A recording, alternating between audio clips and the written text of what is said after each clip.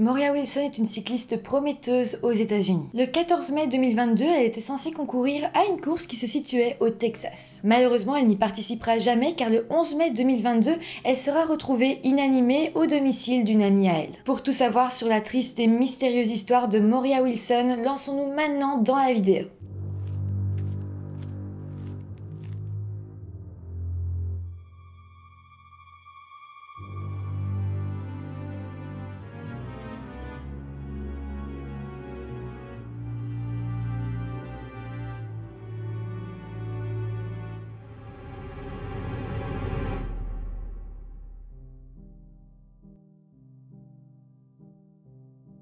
Hello tout le monde, j'espère que vous allez bien. Aujourd'hui, je vous retrouve avec un cas d'actualité. Alors vous allez voir que même si l'histoire est très récente, eh bien on a déjà beaucoup d'éléments dans cette enquête, même s'il reste encore une énorme part de mystère. Comme d'habitude, avant de commencer la vidéo, je vous rappelle de vous abonner à la chaîne si ce n'est pas encore fait, ça me ferait très plaisir et ça m'aiderait à évoluer sur YouTube. Bon, maintenant, lançons-nous dans la vidéo. Moria Wilson est une jeune femme de 25 ans. Elle est connue pour être une athlète américaine spécialisée dans la course de vélo et le ski. Elle a commencé sa carrière comme étant skieuse, mais elle était récemment devenue cycliste de haut niveau. D'ailleurs, dans Vélo News, elle a été qualifiée comme étant la femme la plus gagnante de la scène tout-terrain américaine. Moria a passé toute son enfance dans le nord-est du Vermont aux États-Unis. Elle a passé une grande partie de cette enfance à skier l'hiver et à faire du vélo pendant l'été. D'ailleurs, son papa Eric Wilson est lui aussi connu parce qu'il a skié pour l'équipe nationale américaine de ski. Et sa tante Laura Wilson est une skieuse américaine qui a participé aux Jeux olympiques de ski.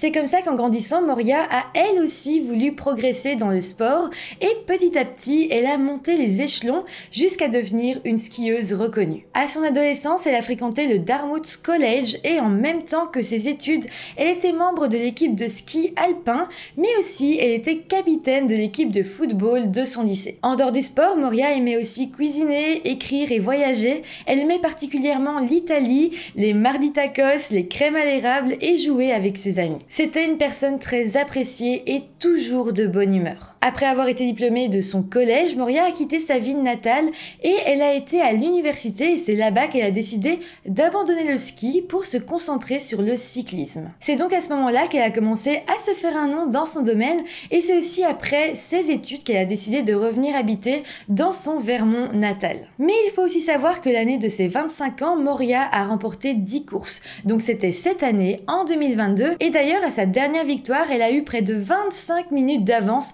sur la personne arrivée en deuxième position, donc autant vous dire que Moria devenait une cycliste très renommée. Mais après ça, Moria avait prévu de participer à une course de 250 km qui devait avoir lieu le 14 mai 2022 au Texas, mais malheureusement, elle n'y participera jamais car quelques jours avant le concours, eh bien Moria a été retrouvée morte chez un ami à Austin. Nous sommes alors le 11 mai 2022 et Moria vient d'arriver chez un ami à elle à Austin au Texas et elle compte y passer quelques nuits. En fait, si elle avait décidé de dormir chez cette amie, c'est parce que donc elle comptait participer à ce concours de 250 km qui se situait donc au Texas et qui avait lieu 3 jours plus tard, donc le 14 mai 2022 et ce concours avait lieu dans la ville de Ico. Mais voilà, le 11 mai 2022 à 21h56, eh bien le commissariat de police d'Austin va recevoir un appel téléphonique. Au bout du fil, c'est l'amie de Moria chez qui elle a décidé de vivre et cette amie est dévastée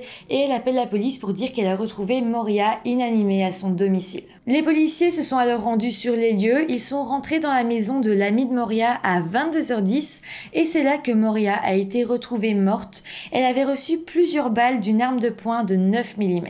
Une enquête pour homicide va alors être ouverte et l'amie de Moria chez qui elle logeait va alors donner un témoignage important et je précise d'emblée qu'elle n'a pas été suspectée parce qu'elle n'était pas sur les lieux au moment du crime. En fait, elle était autre part et quand elle est revenue chez elle, elle a tout simplement retrouvé son amie décédée. Elle expliquera alors que le 11 mai en soirée, Moria était allée nager avec un ami à elle, un ami avec qui elle avait justement eu une brève relation amoureuse quelques temps plus tôt. Cet ami s'appelle Colin Strickland, il a 35 ans et il est lui aussi un athlète cycliste très prometteur. Ce soir-là, après avoir été nager, Colin aurait ramené Moria au domicile de son ami et il serait reparti.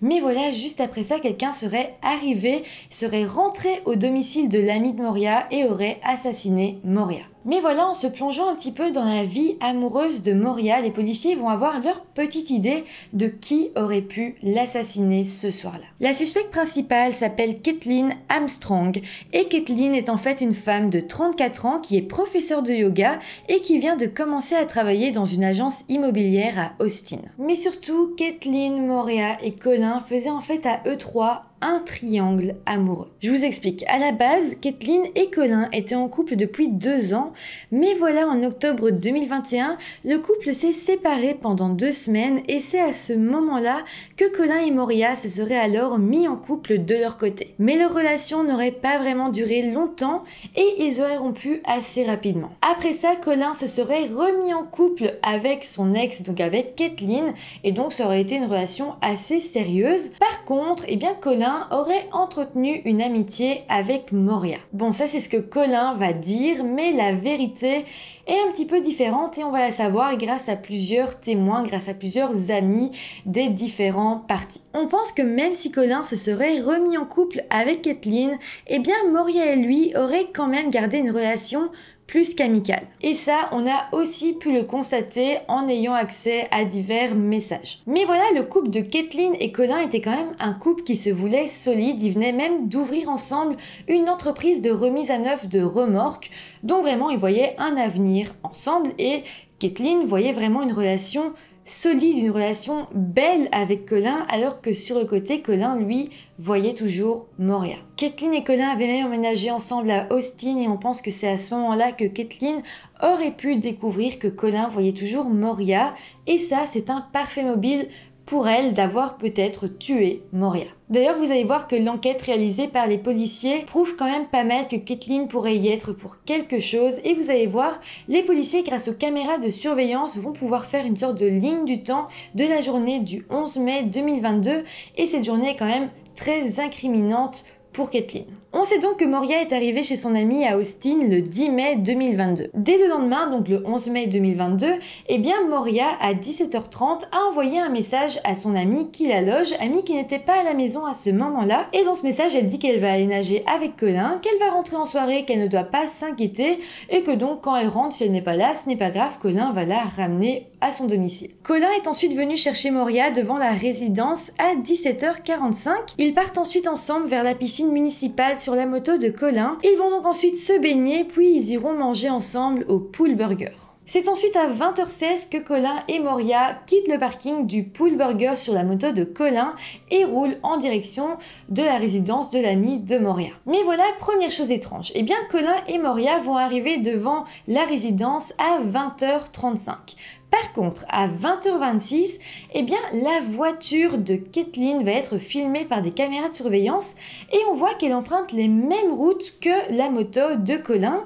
Donc on pourrait penser qu'elle est en train de suivre Colin et Moria. Par la suite, à 20h36, donc 1 minute après son arrivée, Moria était déjà en train de rentrer dans la résidence et Colin s'en allait, donc vraiment Colin n'est pas resté plus d'1 minute. Par contre, encore 1 minute plus tard, soit à 20h37, on peut voir la voiture de Kathleen, un SUV noir, ralentir et s'arrêter devant la résidence où se trouve Moria. Donc là, on a quand même la confirmation que Kathleen était bel et bien en train de suivre la moto de Colin. De son côté, Colin va être aperçu en train de rouler vers son domicile à 20h48. Il était déjà assez loin de chez Moria à ce moment-là, donc on peut fortement imaginer que ce n'est pas lui qui a assassiné Moria vu qu'il a un alibi, il a été vu très loin de la résidence. Par contre, le vrai problème dans cette histoire, c'est qu'on ne va pas voir le SUV de Kathleen tout le temps. En fait, on le voit ralentir à l'endroit de la résidence où vit Moria. Par contre, à un moment donné, il ne sera plus dans l'angle de champ de la caméra de surveillance, donc on ne sait pas voir si Kathleen est sortie du véhicule ou non. Par contre, à 21h21, donc Colin, lui, il est déjà à son domicile, il est en train de réparer l'un de ses vélos, et c'est à ce moment-là que Kathleen va rentrer chez elle. Et comme vous pouvez le constater, on n'a donc pas grand-chose sur elle, car on ne sait pas ce qu'elle a fait entre 20h36, heure où elle a été observée en train d'arriver devant la résidence où vivait Moria, et 21h21, le moment où elle est revenue chez elle. Sinon, à 21h54, l'amie de Moria va enfin rentrer chez elle et la première chose qu'elle va constater, c'est que la porte de sa résidence n'est pas fermée à clé, elle est déverrouillée. Mais aussi, elle va remarquer en bas de son escalier qu'il y a un grand sac noir, c'est en fait un sac de voyage dans lequel on peut mettre des vélos. Ce sac n'a rien à faire là et c'est vrai qu'elle va trouver ça étrange. Ensuite, elle va monter les escaliers, rentrer chez elle et c'est là qu'elle va voir son amie Moria inanimée dans un bain de sang et donc elle va appeler la police à 21h56. C'est donc à 21h56 que les secours seront appelés et ces secours arriveront à 22h10 et c'est à ce moment-là que Moria sera déclarée comme décédée. Les policiers arriveront par la suite et retrouveront 3 douilles de fusil sur la scène de crime, ce qui laisse penser que Moria aurait reçu 3 balles. Évidemment, cette histoire a bousculé tout le monde du cyclisme américain et d'ailleurs, donc comme je vous l'avais dit, Moria devait participer à une course le 14 mai 2022.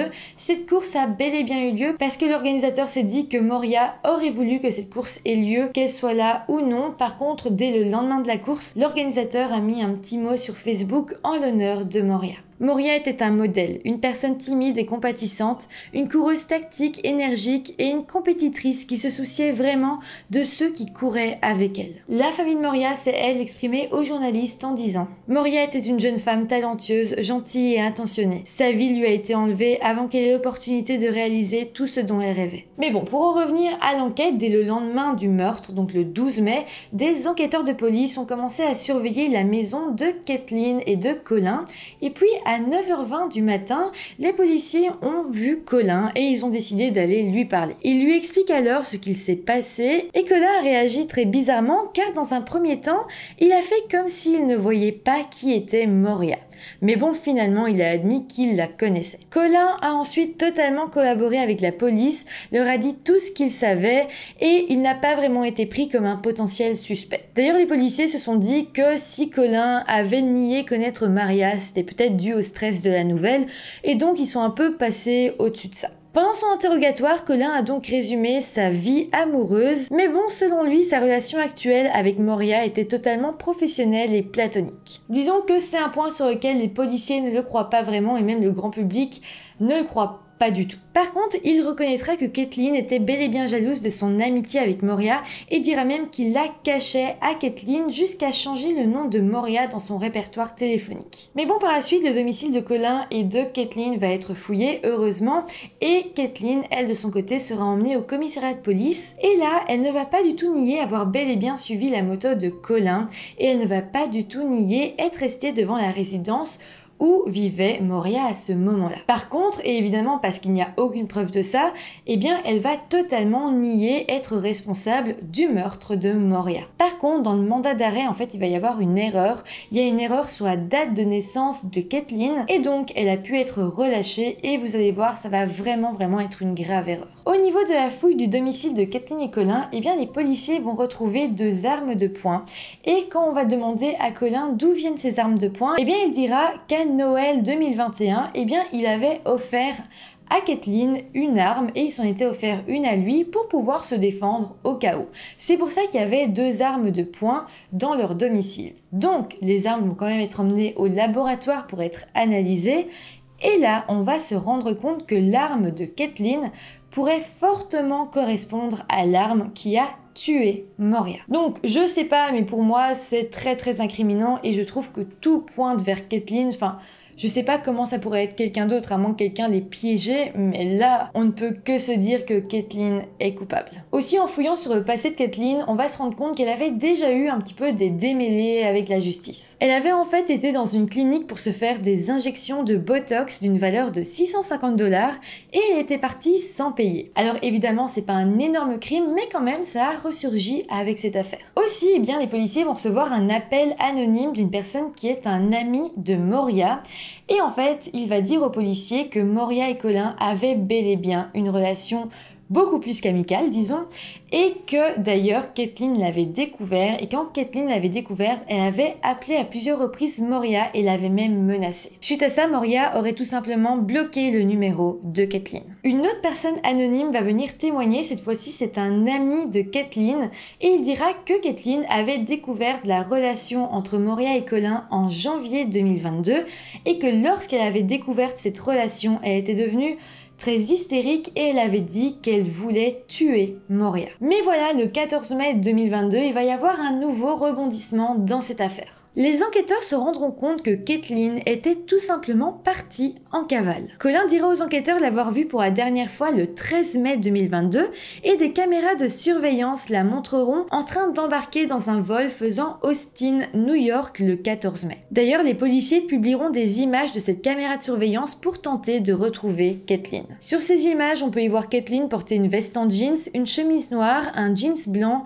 et portant un tapis de yoga sur ses épaules. Suite à ça, le 17 mai, Caitlin a reçu un mandat d'arrêt pour meurtre. Il faut savoir que le 20 mai, Colin a publié sur ses réseaux sociaux un texte destiné à Caitlin et il se dit se sentir très mal car il sait qu'il a été le moteur de ce crime. Mais quand même, Colin continue à nier qu'il avait une relation avec Moria. Malgré tout, aujourd'hui, Colin a été caché par les policiers en attendant que Caitlin revienne ou en tout cas qu'elle soit arrêtée. Aussi, il faut savoir que pour Colin, ça a été très difficile parce que tous les sponsors qu'il avait l'ont abandonné parce que, voilà, il est très proche d'une affaire pour meurtre, il est au centre de cette affaire et donc évidemment, plus personne ne veut travailler avec lui, donc ça fait quand même un gros coup à sa carrière. Aussi, pour beaucoup, la situation est juste dingue parce que personne n'imaginait que Caitlin pourrait avoir un comportement pareil. D'ailleurs, des amis à elle diront « Avant le meurtre, la personne que je connaissais était une humaine vraiment douce et gentille. » Ou encore « Avec cette fille, il n'y a pas eu un seul drapeau rouge. Pas un. Pas de rage, de drame, rien. Rien n'est apparu au cours de la dernière année et ça montre qu'il y avait quelque chose d'enfoui si profondément en elle que l'arrivée de Moria à Austin a dû allumer quelque chose. » Alors pour moi, c'est assez sûr quand même que Caitlin est coupable. Par contre, ce qui reste à déterminer, c'est est-ce que Colin est au courant de où est partie Caitlin? Est-ce que Caitlin lui a tout avoué et donc il la protège quand même? Je ne sais pas, ça reste vraiment quelque chose de flou et sans doute on le saura plus tard, sans doute il y aura un jugement et tout ça sera plus clair. Donc évidemment, entre-temps, je vous donnerai des nouvelles soit dans la barre de description, mais aussi sur mon Instagram. D'ailleurs, abonnez-vous à mon Instagram, je mettrai souvent des petites updates par rapport à des affaires que j'ai traitées ici sur ma chaîne YouTube. Donc évidemment, s'il y a du nouveau, je le mettrai sur mon Instagram. Et sinon, regardez la barre de description.